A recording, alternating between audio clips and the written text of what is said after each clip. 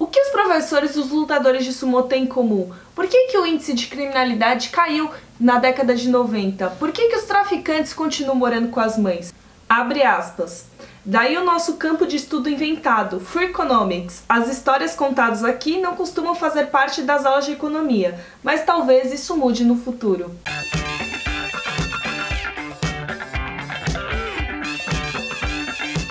E aí galera do EconoWeek, não está começando nenhum Economize, Sem Corte, ou Econolab, ou Fora da Caixa. Hoje é dia de inaugurar um quadro novo.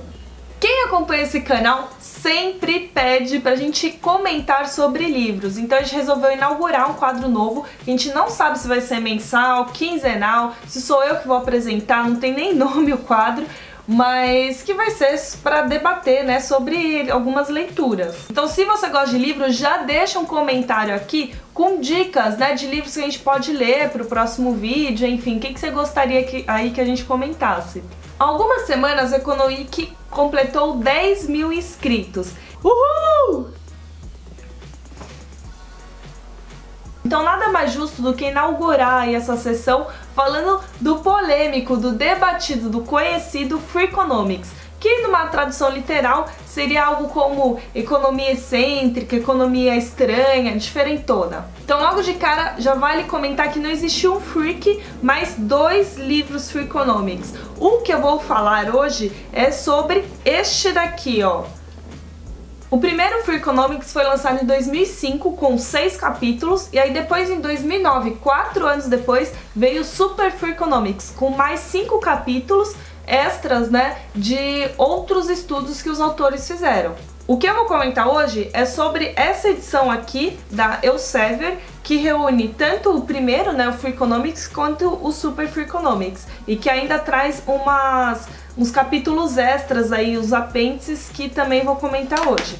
Se você comprar a primeira edição do Freakonomics, são 333 páginas de leitura. Essa edição aqui, que reúne os dois, são 561 páginas. Bom, eu já tinha lido o primeiro livro na época da faculdade de jornalismo, há uns 35 anos, e agora o que eu fiz foi ler o Super Freakonomics, que eu não tinha lido ainda, e os capítulos extras dessa edição especial. Do que trata o livro? Em resumo, são diversos pequenos estudos que tentam tratar de maneira sistemática, com análise de dados, estatísticas, assuntos que corriqueiramente a gente debate como achismo, como chute, como opinião. Justamente por isso são diversos assuntos que o livro aborda, né? Tem desde um estudo que relaciona professores com lutadores de sumô, até um estudo que mostra o que torna um pai ser bom, o que torna um pai perfeito. O livro então trata de diversos temas, mas ele ficou conhecido por um capítulo que causou grande polêmica,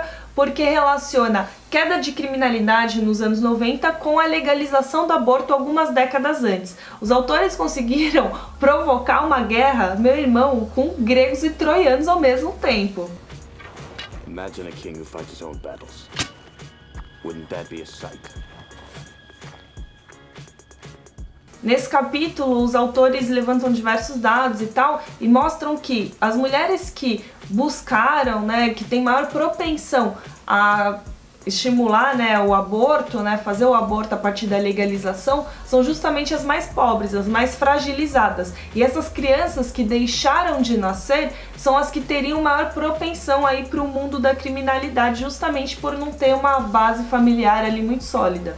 Então, com a legalização do aborto, essas crianças não nasceram, e na idade em que elas poderiam começar a estar praticando crime, né, na adolescência, ali, começo da fase adulta, elas, né, não existiram, então diminuiu o número de criminosos na sociedade como um todo. Eles até chegaram a falar que essa redução da criminalidade poderia também ser estimulada, não com a legalização do aborto, mas, por exemplo, se o governo tivesse alguma política pública para melhorar o padrão de vida dessas crianças que deixaram de nascer. Mas esse não foi o caso, o governo aprovou a legalização do aborto e acabou acontecendo isso, né, redução da criminalidade. Como é de se imaginar, né, a teoria recebeu críticas de todos os lados. Religiosos por estar tratando de um tema tão delicado como é o aborto e, né, estar associando a algum benefício, né, de certa maneira para a sociedade, que é a redução da criminalidade.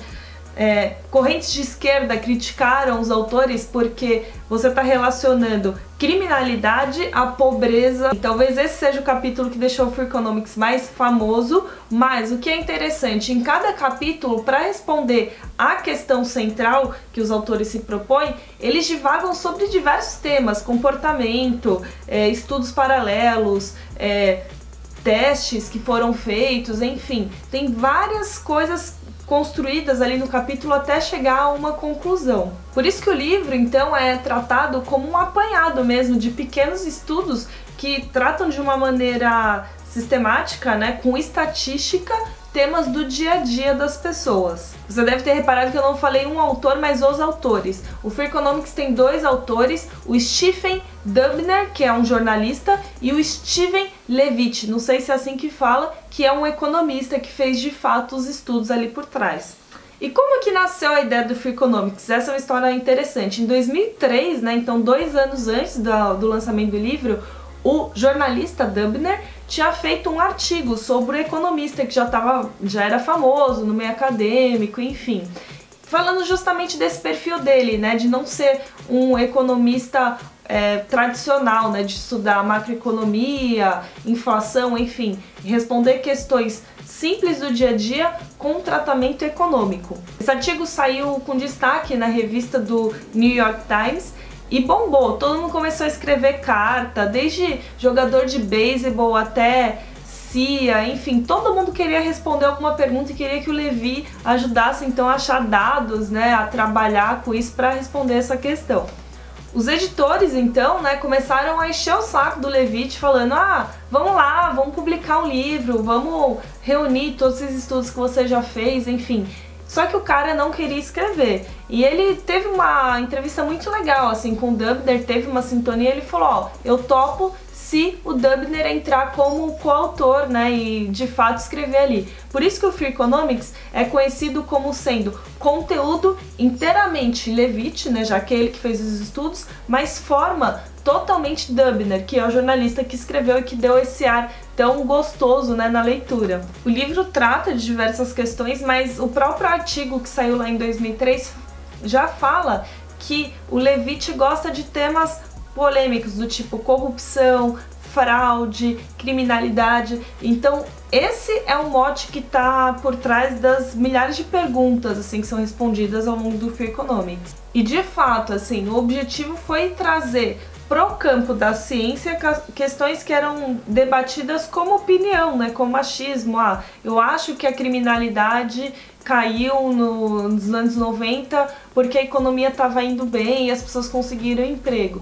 Ele levanta isso e fala: legal, isso tem impacto, mas não foi só isso. O aborto teve sim uma grande influência sobre essa taxa de criminalidade. E na própria introdução do Freakonomics, eles mencionam sobre essa diferença, né, do moralismo e da ciência econômica para responder as perguntas. Vou ler o trecho aqui, abre aspas.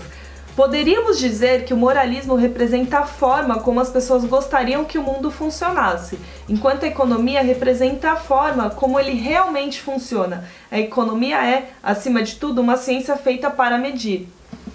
Então, o Levitt ficou conhecido no meio acadêmico por conseguir mensurar coisas que economistas tradicionais consideravam talvez até imensuráveis. Então ele inventa diversas técnicas, diversas maneiras de tratar estatisticamente os dados, recebe muitas críticas, mas enfim, tá aí o resultado do trabalho dele nesse apanhado aqui do Freakonomics. Interessante dessa edição, além dos capítulos com os estudos de fato, essa edição traz o artigo original, né, entre o Dubner e o Levitt, que deu origem aí ao Freakonomics, traz os comentários de alguns leitores, né, no blog do Freakonomics, que foi criado depois do livro, e também traz uma série de colunas do Freakonomics que saiu no New York Times sobre esses estudos.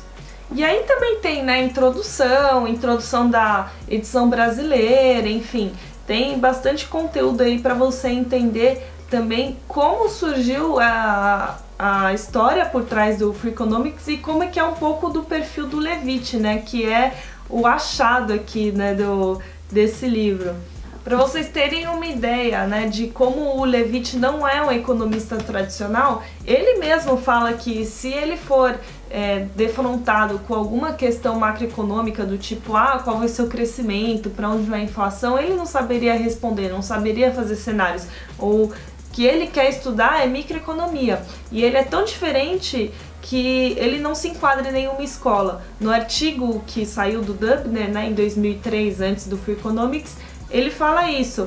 Tanto Chicago quanto Harvard, ninguém consegue enquadrar ele nem em escola heterodoxa, ortodoxa, enfim. Ele não tem temas comuns nos estudos dele. Pessoal, então leiam esse livro com esse olhar mais crítico de causalidade, né? O que causa o quê? Que acho que é um pouco a discussão que fica aqui do Levitt, né?